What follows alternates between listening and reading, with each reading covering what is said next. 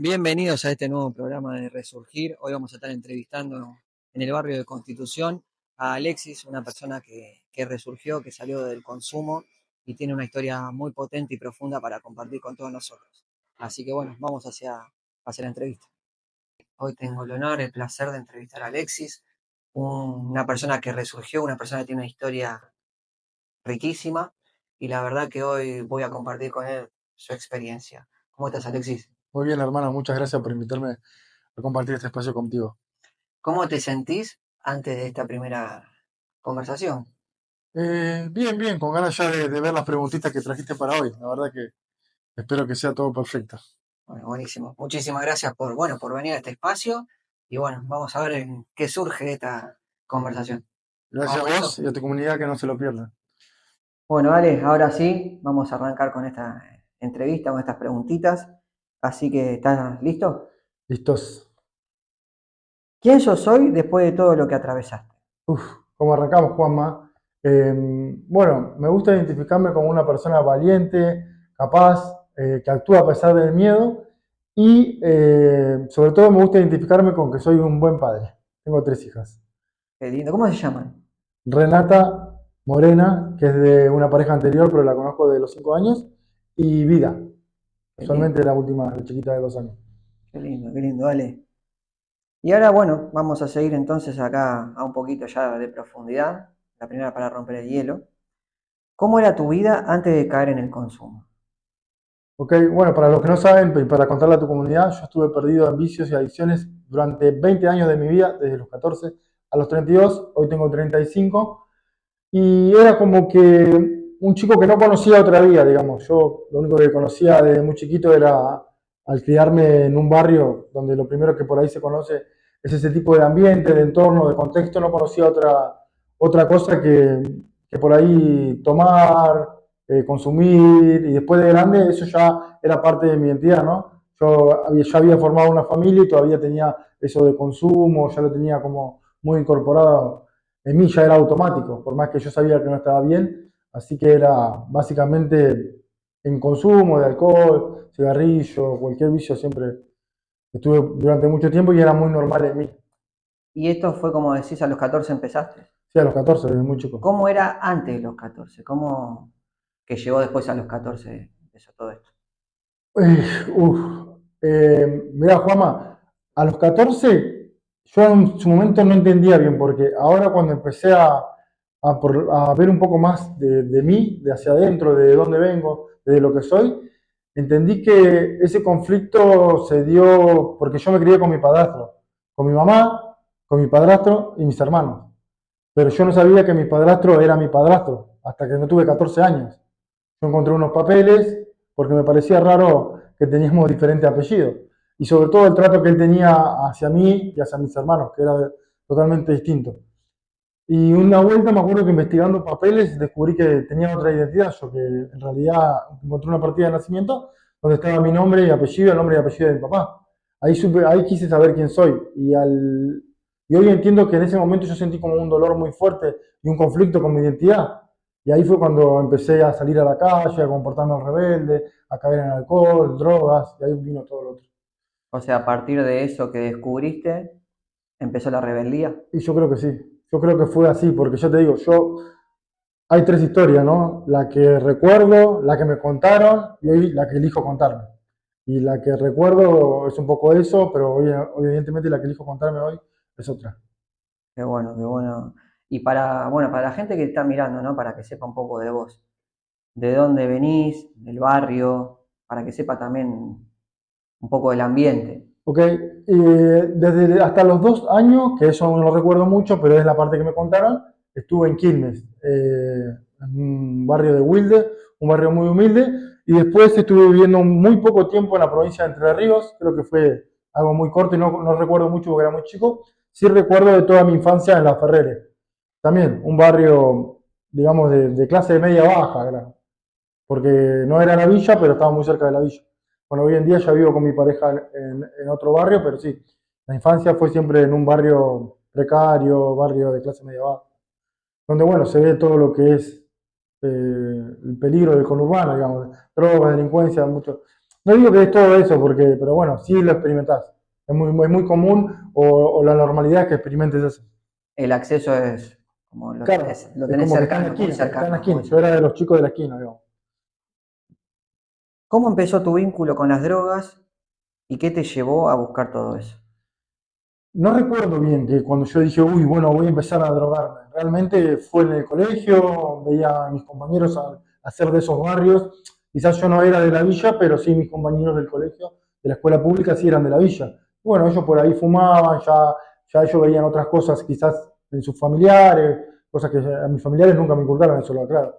Pero al verlo ahí en el colegio, ya el contexto de amiguitos, después empecé a la esquina, después yo te digo, pasó lo que recuerdo yo que me pasó con mi identidad y fue cuando me comporté como más rebelde y quise agarrar el camino de la calle, digamos. Y cuando hablas de rebeldía, ¿a qué le llamas vos rebeldía? Y como que, no sé si fue una rebeldía, pero digamos como una forma de calmar ese dolor o todas esas emociones que me agarraron al tener conflicto con mi identidad. No sé si la palabra era rebeldía, pero como que a no hacerle caso a mis padres, estar en la calle, no darle bola, hacerle la contra.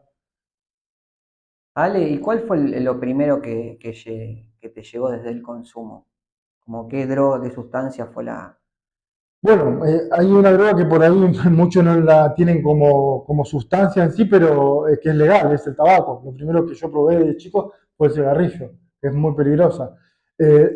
Al ser legal, mucho está como socialmente aceptada, pero la verdad que es terrible. Y después, obviamente, el alcohol, lo más común. Empecé con eso, después empecé a consumir marihuana, pastillas, después ya fue lo que es cocaína, y así fue durante los años. También he probado en su momento pasta base, cuando estaba muy mal, bueno, pastillas, la verdad que de todo tipo.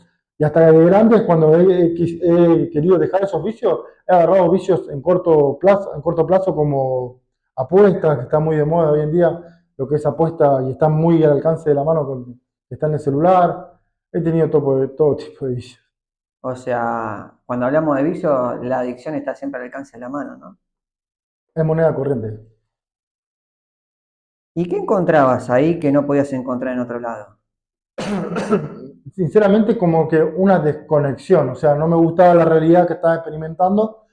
Al yo consumir algún tipo de vicio, sustancia, lo que sea, por el momento mi realidad se transformaba, digamos, cambiaba, no sentía, no estaba presente en lo que estaba pasando, sino como que estaba volado. Y ahí como que apaciguaba quizás mi dolor de ese momento. Después, con el tiempo, se volvió un comportamiento automático. Quizás no era por apagar un dolor, pero como ya estaba implementado en mi sistema, era que me lo pedía el cuerpo directamente, como se dice. O sea, para entenderlo, ¿no? Primero como que buscabas salir de esa realidad y después se volvió como automático. Claro, llega un momento que ya se... Y ahí es donde entra la adicción. El vicio es algo que vos lo haces de vez en cuando, que vos lo controlás. Pero la adicción es cuando es algo que te controla a vos, ¿no? Ya no vos no lo controlás, vos no lo elegís. Ya está en tu comportamiento. Y vos dijiste que empezaste como a los 14, ¿no? Con todo esto. ¿Cuándo sentís que dijiste, bueno, esto ya fue como una adicción, ya era como automático buscar esto? Sinceramente, fueron años que, digamos, lo hacía de manera inconsciente, no sabía ni siquiera sabía que por ahí era perjudicial para mi salud, era muy chico. Yo te dije, lo hacía más como un acto de rebeldía. Pero después, inclusive de grande, yo hasta los 20 y pico de años, seguía consumiendo muchísimo alcohol, he llegado a consumir alcohol de lunes a lunes, era mucho que me perdía la noche, era muchísimo el consumo, ya muy en exceso. Y cuando me di cuenta que era un problema, ya que dije, no, una adicción, fue cuando quise formar una familia. Cuando me di cuenta que yo tenía el comportamiento automático, digamos. Era más fuerte que yo. En vez de quedarme en una cena familiar, no, prefería irme a consumir. Ahí me di cuenta que tenía un problema. No era normal. Ahora vamos a tocar eso, ¿no? De cuándo es automático, ¿no? Cuándo te diste cuenta que ya era automático. Pero bueno, ahora te voy a preguntar por cuál fue tu momento más oscuro. Ese que decís, toqué fondo, o la noche que tocaste fondo, o el momento que tocaste fondo. Y fue que yo creo que fue un conjunto, ¿no? Cuando a mí me hizo ese clic de que estaba como que me sentí en lo más profundo, porque era como que yo vivía con la mierda acá, o el agua hasta acá, digamos. Pero mientras podía respirar, seguía con mi vida, como que no afectaba. Y no fue hasta que verdaderamente me tapó el agua que me di cuenta que tenía que salir. O es lo mismo que un pozo, ¿no? Cuando ya está el pozo bien, caes en el pozo, no te queda otra que salir. Pero mientras vos estés a la orilla, jugando, dando vueltas con el pozo, como que no pasa nada. Por eso las personas siempre cambian o por placer o por dolor. A mí me causaba tanto dolor la situación que estaba que evidentemente no me quedaba otra que cambiar porque iba a terminar perdiendo mi familia, mis hijas, tenía que cambiarse así. Y ese momento fue cuando nació mi segunda hija. Fueron dos momentos, pero el primer momento me siguió dominando a mí la droga y los vicios. El segundo momento fue cuando nació mi segunda hija y dije, no, esto ya tiene que cambiar, no solamente por mí, sino por ellas.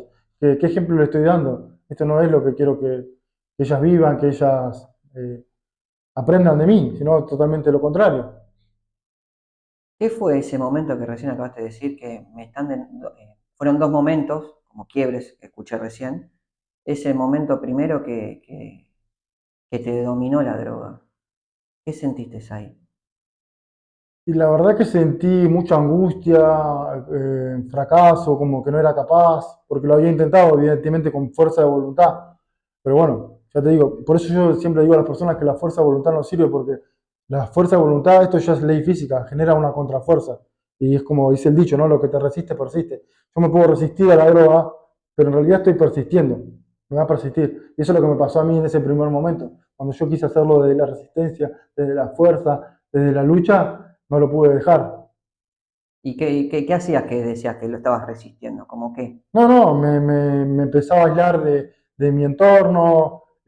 Mira, en ese momento yo iba a la cancha de River, que esta parte no te la conté. Iba todos los fines de semana, iba en la semana, estaba muy metido en River, en la barra de River, porque bueno, siempre estuve en un ambiente de droga, de delincuencia, siempre inconscientemente yo me metía en esos ambientes. Aunque yo no sentía que era una persona conflictiva, una persona delincuente, digamos, ¿no? Pero bueno, yo ese último tiempo iba a la cancha, mucho. Era mi descuelgue, digamos. Pero en realidad estaba escapando a mi realidad que no me gustaba, mi trabajo, mi físico, mi realidad no me gustaba. Entonces me escapaba cuando iba los días de partido. Iba en la semana, iba los fines de semana y en ese momento yo quise dejar de ir a la cancha, pero a eso sumarle el plus que tenemos nosotros los argentinos de los pasionales con el fútbol, ¿no? Porque desde chico siempre fui muy fanático también del fútbol. Increíblemente hoy no miro ningún partido casi. Pero también tenía esa cosa, era como quizás un vicio o una adicción, no sé si llamarlo así. Y dije, bueno, voy a dejar de ir a la cancha. Y no duré mucho, creo que duré 2, 3 meses y por A por B volví. O sea, escucho como esta primera vez que fue como un tocar fondo, lo que hiciste resistir, te alejaste un poco, pero volviste a caer. Sí, sí, volví a caer y ahí me sentí un fracaso, me sentí que no iba a poder más, que yo ya no iba a poder cambiar. Ahí estabas como tocando fondo, sentías que estabas tocando fondo. Sí, porque me ha pasado de que yo ya era consciente de lo que no quería para mi vida. Sin embargo, lo seguía haciendo. Y siempre digo también un poco eso, cuando vos tomás conciencia del problema, ya sos consciente de que eso te hace mal y de que no lo querés. Y si lo seguís haciendo, lo único que te va a generar es sufrimiento. No te queda otra que enfrentarlo, observarlo, enfrentarlo, modificarlo, trascenderlo, sanarlo, lo que sea, y de ahí evolucionar, porque es lo que me pasó a mí. No, como que me quedé ahí, como que no podía, realmente no podía, desde ese lugar no podía. Ale, acá estás hablando, ¿no? Del no poder. Para la gente que nos está viendo, escuchando, que puede reflexionar, que puede también estar pasándole o le pasó cercano a lo que le pasó a Alexis. ¿Cuánto tiempo te llevó ese no podía y estar resistiendo y estar 3 meses, pero volví a ir a la cancha y volví como esto de nuevo al consumo y a... ¿Cuánto tiempo te llevó eso de ser consciente y no poder?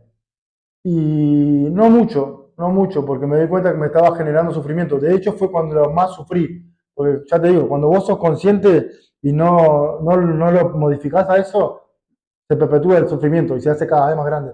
En ese momento fue cuando me agarró estrés, ansiedad, depresión, fue cuando sufrí todas esas emociones bajas, que yo siempre digo a la gente, los contextos son diferentes, pero el estrés es el estrés, la depresión es la depresión, la ansiedad es la ansiedad. Se te puede dar en contexto diferente, pero la emoción es la misma, y es una mierda. son emociones muy bajas. Y no quería sufrir más eso, pero me llevó más o menos unos, no sé, habrán sido 3 4 meses más o menos, porque dije, no me queda otra que cambiarlo, porque si sigo haciendo lo que no quiero, por ejemplo, yo estaba en un lugar, y esto le puede pasar mucho a las personas, están en un lugar y dicen, yo no quiero más, ¿por qué mierda estoy en este lugar? Si no quiero, tu conciencia te lo va a decir enseguida, no es por acá, ya sabés que no es por acá, y vos estás yendo en contra de tu propia conciencia, de tu misma alma que te está hablando, que ya te mostró por dónde es. ¿Cuánto tiempo te llevó darte cuenta que tu propia alma te estaba llamando y te estaba diciendo por acá no es? Y me llevó a casi quedarme pelado, porque yo de hecho tengo fotos en mi perfil cuando me agarró mucho estrés, mucha ansiedad, que se me había caído mucho pelo. Hoy recuperé, uso gorra porque me gusta usar gorra. Pero acá esta parte de pelo no tenía pelo prácticamente. Y me habrá llevado unos, no sé, 2 o 3 meses. De hecho fue un viaje a Córdoba, recuerdo. Un viaje a Córdoba que jugó River con Talleres. No me lo voy a olvidar más, porque estaba haciendo lo mismo de siempre y ya en la misma cancha decía, la puta madre, ¿qué hago acá? Sentía como que había aparecido yo, no podía aparecer en Córdoba. Ya había viajado toda la noche, había consumido alcohol, droga, me había olvidado de mi realidad en ese viaje, pero en pleno partido es como que me acuerdo en el entretiempo y dije, ¿qué estoy haciendo acá? Esto no es lo que quiero ni para mi vida, ni para mis hijas. Como que ahí empecé como un diálogo interno y ahí me hizo un clic. Y ese clic, yo digo, porque te lleva un montón de tiempo, pero la decisión es una. Yo en ese momento tomé una decisión. En ese entretiempo, mirá, en un entretiempo, en un partido entre River y Talleres. Tomé la decisión y tenía una pelota así de merca todavía para volver consumiendo el viaje y hacer lo que hacía siempre.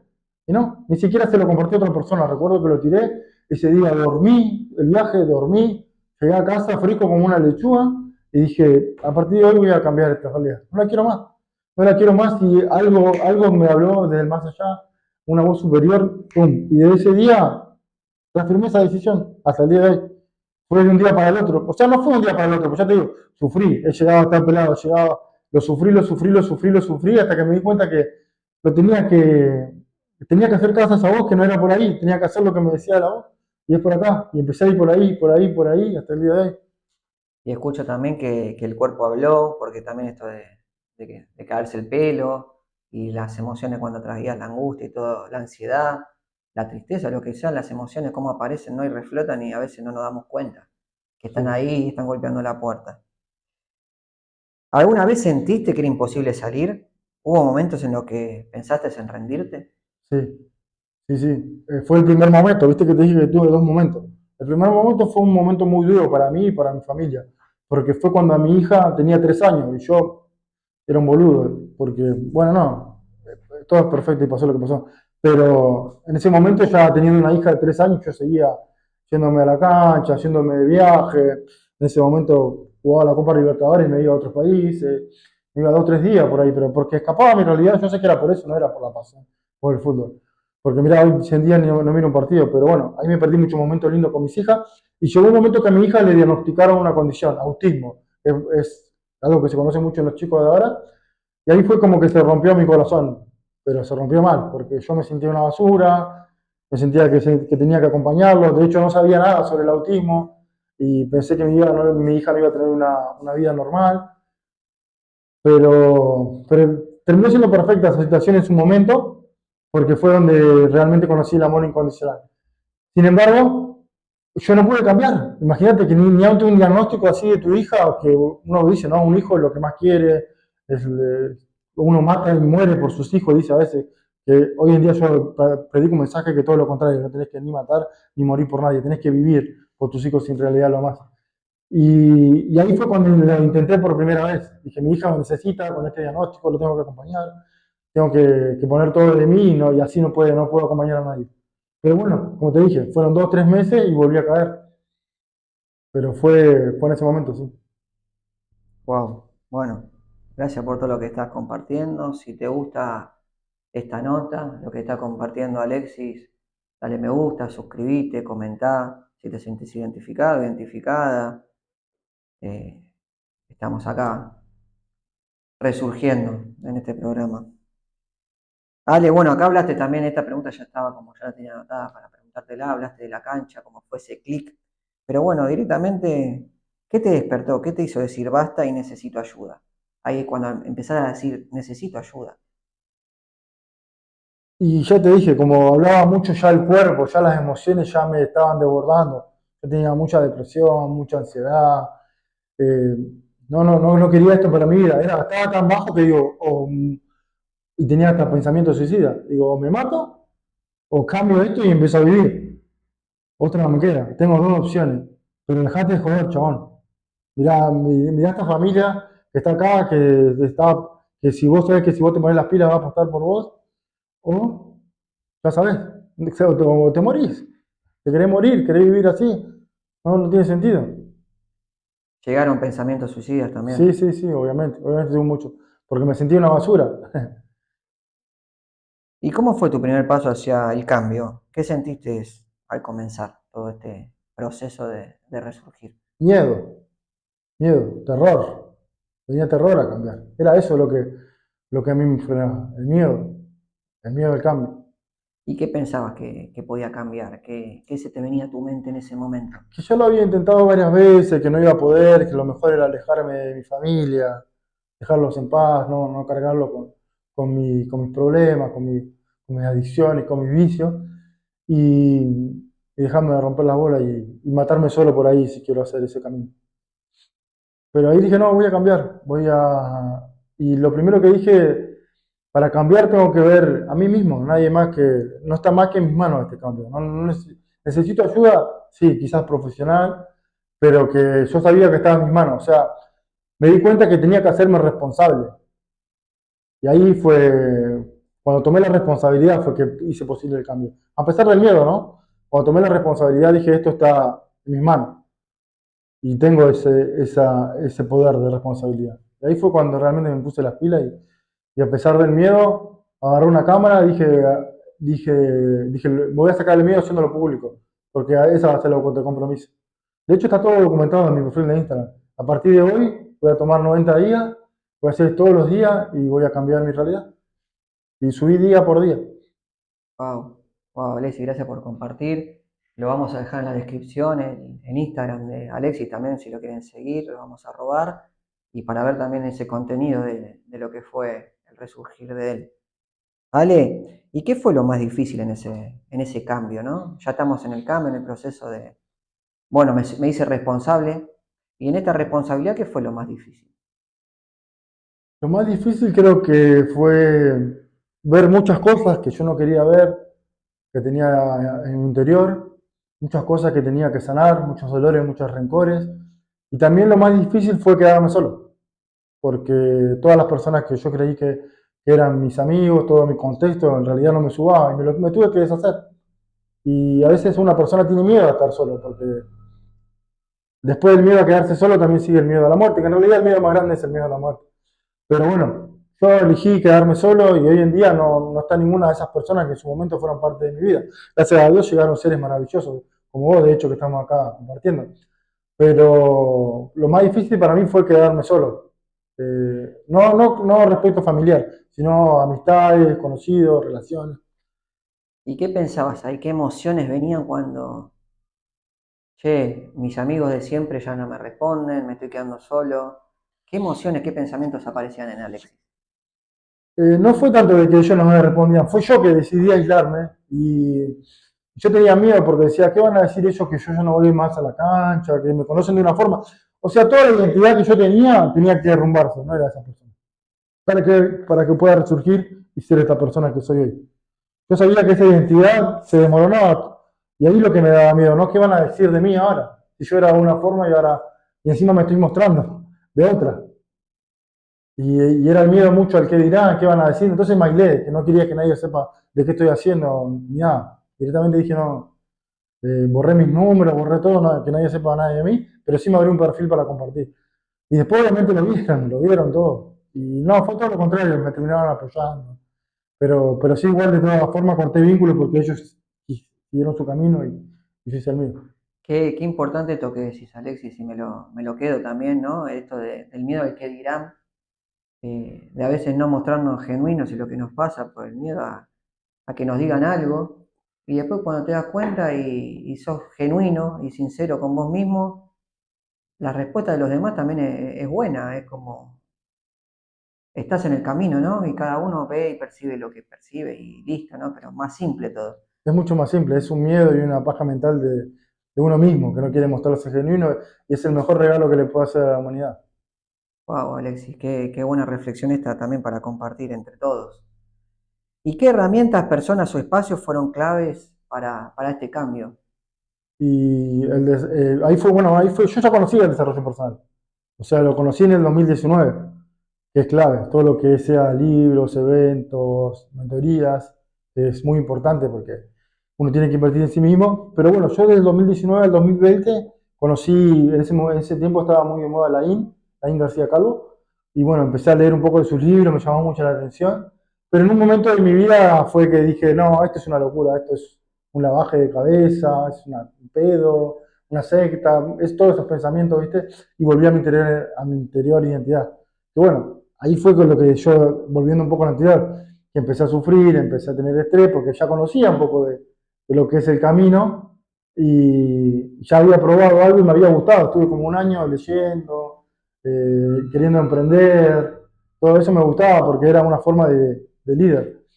Y claro, cuando decidí, no, no, no sirve para nada, es un lavado de cabeza, ganan ellos nomás, fue cuando volví a mi anterior vida y bueno, fue todo lo peor que me pudo pasar, que fue cuando más caí. Porque decía, ya sabía, ya era consciente de mi problema, pero no, sé, no decidí cambiarlo. Y ahí me entró el sufrimiento por eso. Pero hoy entiendo que ese sufrimiento y caer tan abajo en el pozo me permitió después ir con todas. Porque cambié en un año, pero exponencialmente, fue el famoso salto cuántico. Y bueno, estas herramientas que vos me preguntás fueron esas. Fue desarrollo personal, eventos, llegó el libro de Joe Dispenza, Deja de ser tú, y fue lo que yo decía, de matar a mi anterior yo para que pueda resurgir esta Alexis. Y ese libro creo que fue clave, así que si tengo que recomendar un libro es Deja de ser tú, Joe Dispenza.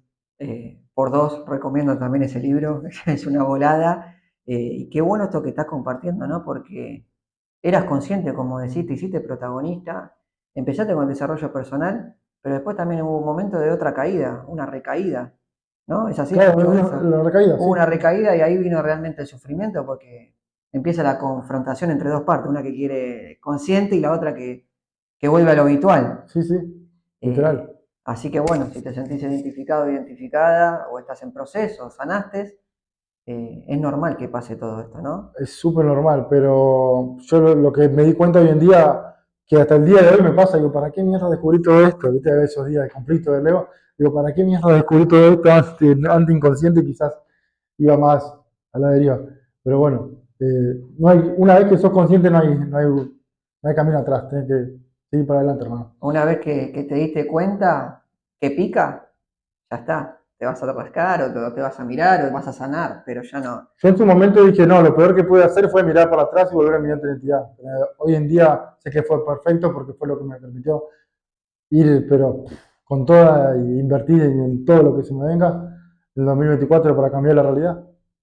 Guau, wow, qué mensaje y también esto de todo lo que ocurrió es perfecto también, ¿no? Del sufrimiento y todo lo que tuviste que pasar para hoy estar mandando este mensaje, para hoy vos estar brindándote y estar dando este mensaje. Así que agradecido por esta entrevista, por esta pregunta que me estás respondiendo vos, por tus respuestas, más que nada. Y hoy que acompañás a otras personas, porque ahí tenés un programa, ¿no? Sí, sí, tengo un programa donde acompaño a las personas a dejar los vicios en 90 días. ¿De qué se trata ese programa? Más o Es, menos. es básicamente abordar el vicio no desde la lucha, desde el síntoma, desde la sustancia, sino desde la raíz. Porque yo siempre digo, ¿no?, que la persona es como un iceberg. Tiene el vicio, la persona que viene con esta problemática tiene el vicio, pero detrás del vicio, del bajo, del agua, del iceberg, están lo que son las heridas, experiencias pasadas, emociones reprimidas, y todo en realidad está ahí, en la raíz. Por eso la mayoría de las personas, como me pasaba a mí, porque de hecho yo siempre comparto en base a mi experiencia, ¿no? Yo me alejaba del alcohol, esta copa la ponía ahí, pero lo que te resiste persiste, volví a caer, porque lo estaba haciendo de la lucha, de la resistencia. Hasta que no fue hasta que me metí en ese iceberg a sanar porque evidentemente es un proceso de sanación de esas heridas, de esas emociones reprimidas, de esas experiencias pasadas, de esas creencias limitantes que no nos impiden avanzar, hasta que uno no trasciende todo eso o recontextualiza o cambia la perspectiva sobre aquello que le ha sucedido, no va a poder sanar ese vicio porque después el vicio se termina volviendo irrelevante, porque no lo necesitas, porque te gusta tanto la realidad que experimentás que no querés algo externo. Es como, te escucho y es como, a la larga, si empezás a trabajar en vos, en esa parte profunda del iceberg, todo lo demás empieza a decaer, ¿no? Decantar No tiene solo. sentido lo demás, no tiene sentido en tu vida, no tiene espacio. Ale, ¿y cómo se siente transformar tu historia ahora en servicio? Bueno, yo me di cuenta cuando yo empecé a subir, como digo ahí en mi perfil, los 90 días de mi proceso, que dije voy a hacer un proceso de cambio, lo voy a compartir, no sé con quién, yo lo compartía. Un poco inconscientemente lo hacía, porque era mi forma de tener como un compromiso, ¿no? Conmigo mismo. Y cuando vi que la persona, uy, qué bueno lo que compartís, qué bueno lo que hiciste, qué bueno esto, te van apoyando gente que por ahí ni conoces. Y eso en esos días difíciles te suma ese plus, porque sabés que hay gente que por ahí le hace bien que vos te compartas. Por eso siempre digo a las personas, todos tenemos una historia diferente, todos tenemos algo que aportar, todos, si tenés más de 20 años, ya estoy seguro que afrontaste adversidades y las trascendiste, así que las podés compartir, de eso se trata. Y desde ese lugar de ver que aunque por ahí no tenía grandísimos resultados, podía ayudar a una persona, pues ya les digo siempre, no hace falta estar un 10 para que ayudar a alguien. Hay personas que realmente están en un uno y un 2 y si uno estando siendo un 5 un 6 le puede inspirar, le puede sembrar una semillita, es tu deber compartir. Yo lo hago como un deber, ¿no? Compartirme. Y desde ese lugar dije, bueno, tengo que armar un programa y que este sea mi propósito de vida, y que ayude a las personas que estuvieron en una situación similar a la mía. Dejé mi trabajo a la mierda y hoy en día me dedico a esto. Qué Mirá bueno, cómo mi problemática se terminó transformando en mi servicio, en mi aportar y en mi propósito de vida. qué inspirador, Ale. Wow, wow, la verdad que es muy lindo escucharte, ¿no? Y cómo de un momento de dolor, de sufrimiento, como lo mencionaste en un momento, resurgir y ahora poder inspirar y acompañar el proceso de transformación de otras personas. Así que bienvenido y bendecido ese camino. Si alguien que está viendo esto, ¿qué le podrías decir? ¿Qué le dirías a esa persona que en este momento te está viendo y está en alguna adicción, está en algún momento o está sufriendo o en alguna etapa que como te tocó a vos? ¿Qué mensaje le podemos mandar? Primero que si está viendo esto, ya es consciente de su problema. Como yo le digo, no se puede ser ni el boludo ni la boluda, porque lo único que va a generar eso es conflicto y sufrimiento. Tiene que mirar, tiene que observar aquello que no quiere ver, pero que no se identifique con este momento, porque es perfecto, aunque no lo crea, no lo pueda ver de esa manera, hay algo que tiene que sanar, algo que tiene que trascender a este momento, que es mucho más que eso, es mucho más grande. Si logra trascender y recontextualizar este momento, va a ver que va a salir un milagro hermoso, pero que no se identifique con ese momento que está pasando. Es perfecto, pero no lo juzgue, solamente que busque qué es lo que quiere la vida enseñarle de este momento, que recontextualice y que de por ahí puede surgir su propósito o puede ayudar a alguien que está en una misma situación como me ha pasado a mí, o simplemente algo se le va a revelar, pero que no se identifique con eso, que no es una mierda, que no es un adicto, que no tiene un problema, es una persona que está buscando algo más. Si estás viendo este video, sos una persona que está buscando algo más que eso, y eso ya habla un montón sobre vos, y si lo estás buscando, en algún momento lo vas a encontrar, ya sea por mí, por otra persona, por Juanma, lo vas a encontrar, así que seguí en la búsqueda que vas por buen camino. Wow, wow, qué mensaje y bueno, de aceptación, ¿no? Lo escucho más desde la aceptación. Sí. Todo pasa por y para algo y qué importante este mensaje que estás diciendo.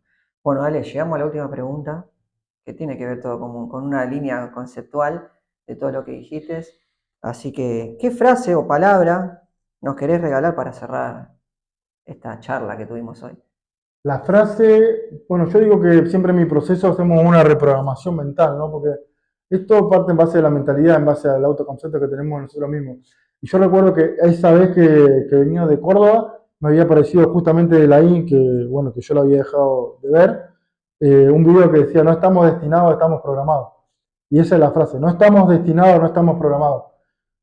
Siempre, yo le digo, no sos lo que crees que sos, no sos lo que te contaron, sos lo que te elegís contar. Así que desde, como decías un poco, Juanma, no te gusta tu realidad, perfecto, aceptala, no me gusta. Desde la aceptación, elegí cambiarla, tomar decisiones diferentes y vas a ser diferente.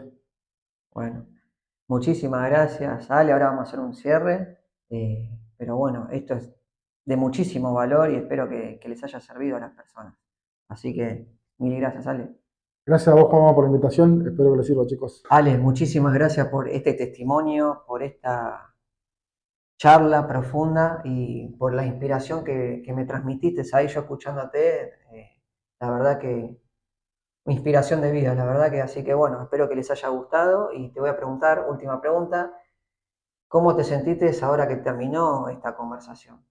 Bien, bien, porque estoy seguro que una semillita de conciencia en alguna persona que esté mirando este video va a sembrar. Y si eso sucede, yo estaré cumpliendo con mi propósito en esta vida.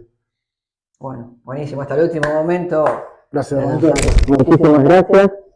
Y bueno, saben que esto es para compartir. Si hay alguien que se siente identificado, alguien de su entorno se sintió identificado con lo que contó hoy Ale, lo pueden compartir, comenten, denle like y suscríbanse, que también esto es un aporte para que el canal siga creciendo.